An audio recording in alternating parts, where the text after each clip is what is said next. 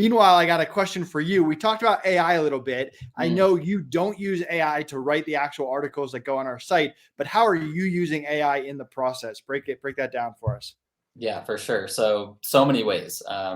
For me, I view it as like a researcher and a content generator. So if you're just if you want a free tool, you want to use ChatGPT, you can use it for so many different things. You could use it for content ideation. You could use it for keyword ideation. You could look up the intent of certain keywords.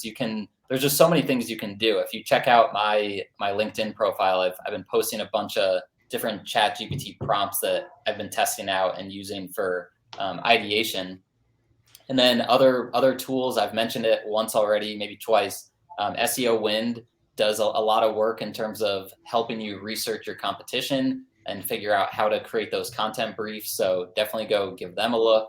And then, yeah, I would say those are the biggest things. But my mentality around it is just that AI plus humans is going to be the future. So if you can find a way to combine the two and make it a part of your SEO processes, you're going to be better for it, and it's going to help your SEO over the long term.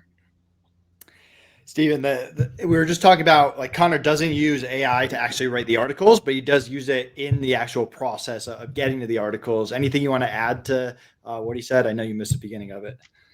No, it's all good. I would say the main thing with AI, like I said earlier, it's a tool. And so be patient with how you're using it. So if it doesn't get the immediate result that you intended for, don't scrap it. You have to work with it and figure out what you want to use it for.